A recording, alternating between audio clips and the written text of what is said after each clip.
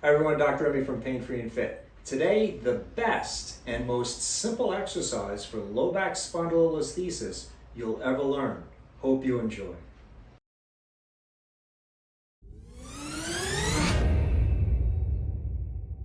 Now keep in mind that the following exercise, although it is the best exercise for most cases of low back spondylolisthesis and the most simple, it is not designed to replace the hundreds of other exercises that I've shared on this channel concerning low back spondylolisthesis. Your best results will come from a tailored exercise program that addresses all of your biomechanical and stability needs in your lower back. Exercises that develop abdominal and back muscles, global muscles from the shoulder and the legs that can affect the stability of your spondylolisthesis are essential for trying to get out of pain and into fitness without hurting yourself. So this exercise is designed to wake up the lower back muscles that help control that vertebra and actually check it from sliding forward by exerting a backwards pressure on it. And it can be done very simply using your thumb. If you go to your lower back, right in the center of your back where your bones are, I'm going to give you a close-up of this in a moment on one of my patients.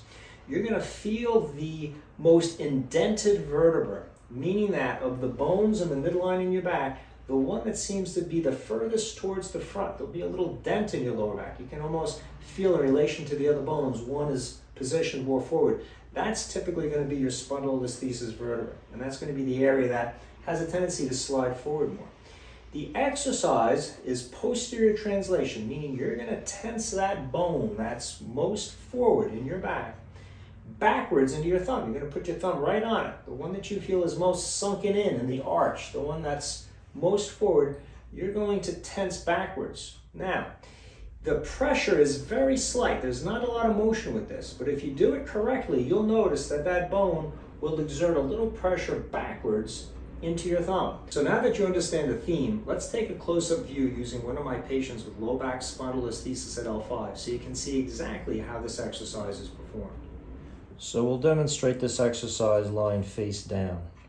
In the midline of the spine, you'll use your finger to feel the vertebra, the bones, and you'll feel where the most sunken area appears to be. In this case, it's right here at the L5 vertebra.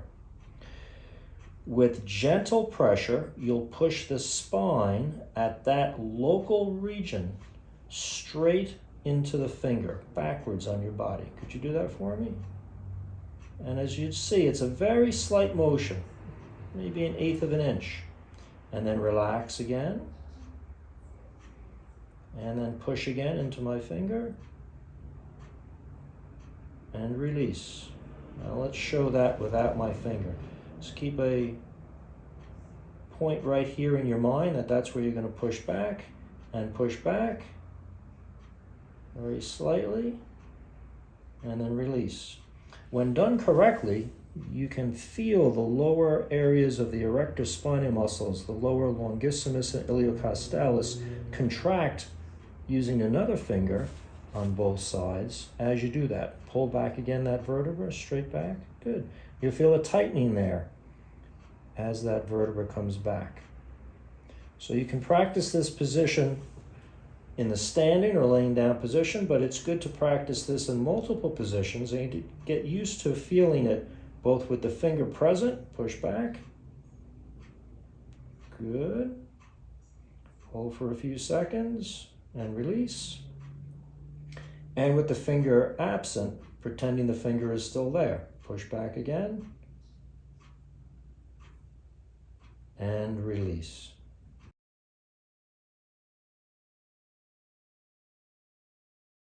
So the best way to start using this exercise is to start practicing it every day, not to the point of fatigue as a strengthening exercise, but as a coordination exercise, meaning that you'll practice it for 1 or 2 or 3 repetitions throughout the day, perhaps every hour or every 2 hours, so you can get the feel of exactly what it feels like to push back into your thumb with that vertebra. After a while, once you get the coordination, perhaps in the first week or 2, you'll be able to do that exercise without your thumb being there. You'll be able to just visualize, as if your thumb was there, a slight backwards tension into your thumb. Again, you can, to check yourself, put your thumb back there every once in a while, just to make sure that you've still got it. But ideally, we want to work the first few weeks so that you can get this coordination down without using your thumb. Your second step is to then start using it during activities. Remember, the biggest problem with spondylolisthetic pain is that when you're reaching, when you're especially reaching overhead, when you're leaning backwards, when you're walking and your leg comes backwards behind you, these are motions that create extension in the low back and aggravate pain because they create more of a tendency for that vertebra to slide forward. So using this stability tension backwards as if your thumb was still there and holding that tension as you move, as you reach overhead, as you walk, as you bend backwards to look at things, it's going to help to check that vertebra, and you'll notice you'll be able to start moving with a lot less pain.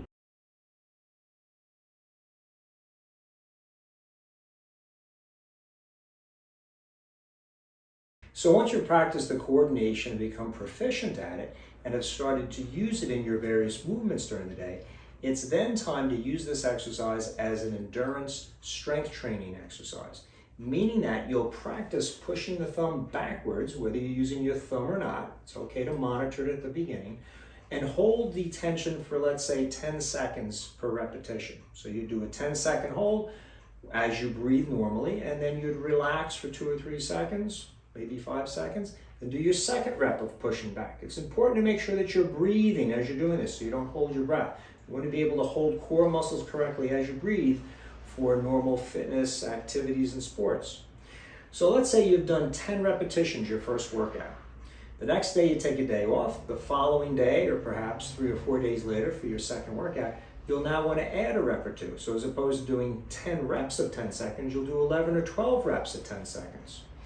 Later in the week, perhaps you'll get a third workout in, again, resting a day or two after the last workout, and you'll perform, for instance, 13 or 14 reps of 10 seconds. And so you'll build this up over weeks and months, trying to build not only the number of repetitions that you do, but also eventually increasing the whole time. So as opposed to holding on for only 10 seconds, you'll be increasing that to 12, 15, 30, and 60 seconds repetition. The greater the endurance and the greater the number of repetitions, the more stability you will have because you'll be able to hold this for repeated tasks that you need to hold that vertebra backwards as you're moving or as you're changing position, as you're involved in activities that need a long duration time. And if you then take this exercise and combine it with other exercises found in our fast track program for spondylolisthesis pain or other exercises on our channel, you will be able to create a well-rounded routine that corrects your biomechanical faults that stress your spondylolisthesis and increase your spinal stability. If you've enjoyed this simple and best exercise for spondylolisthesis pain, give us a thumbs up, help share this valuable information with other spondylolisthesis sufferers. Questions or comments, write in. As always, I'll do my best to answer. And remember, if you're looking for a great program to figure out what your biomechanics are, what your posture, muscle imbalance issues are that are affecting your spondylolisthesis pain, and you want to create a nice, well-rounded program that addresses all of the factors that will really make the best difference for preventing spondylolisthesis pain and injury, check out our fast track program for spondylolisthesis available at painfreeandfit.com. Plug this best and simple exercise into your routine, and hopefully you will notice the difference that many of my patients and online clients do as well.